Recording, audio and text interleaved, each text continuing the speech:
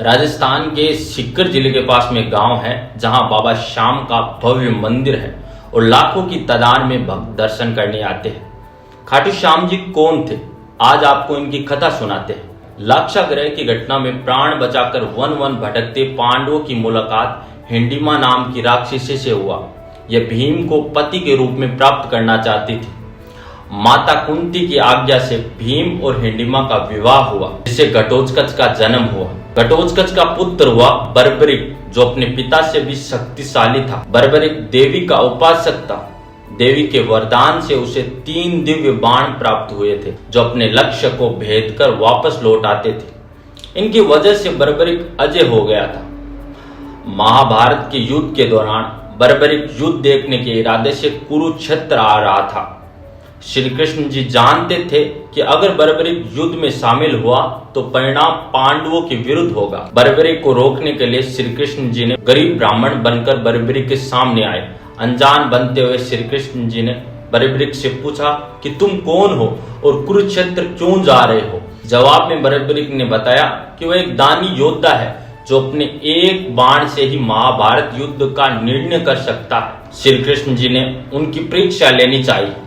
उसने एक बाण चलाया, जिससे पीपल के पेड़ के सारे पत्तों में छेद हो गया। एक पत्ता श्री कृष्ण जी के पैर के नीचे था, इसलिए बाण पैर के ऊपर ठहर गया। श्री कृष्ण जी बर्बरिक की क्षमता से हैरान हो गए और किसी भी तरह से उसे युद्ध में भाग लेने से रोकना चाहते थे। इसके लिए श्री कृष्ण जी ने बर्बरिक से कहा कि तुम तो बड़े पराक्रमी हो, मुझ गरीब से कुछ दान नहीं दोगे। बर्बरिक ने जब दान मांगने के लिए कहा तो श्री कृष्ण जी ने बर्बरिक से उसका शीश मांग लिया। बर्बरिक समझ गया कि यह ब्राह्मण साधारण नहीं है। वास्तविक परिचय देने के लिए कहा। श्री कृष्ण जी ने अपना वास्तविक परिचय दिया तो बर्बरिक ने खुशी खुशी शीश दान देने के लिए स्वीकार कर लिया।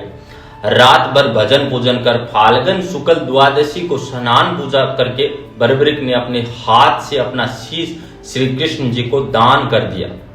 शीश दान से पहले बर्बरिक ने श्री कृष्ण जी से युद्ध देखने की इच्छा जताई, इसलिए श्री कृष्ण जी ने बर्बरिक के कटे शीश को युद्ध अवलोकन के लिए एक ऊंचे स्थान पर स्थापित कर दिया, जिससे युद्ध आसानी से देखा जा सके। युद्ध में विजय श्री प्राप्त होने पर पांडव विजय का श्रेय लेने हेतु वाद विवाद कर रहे थे।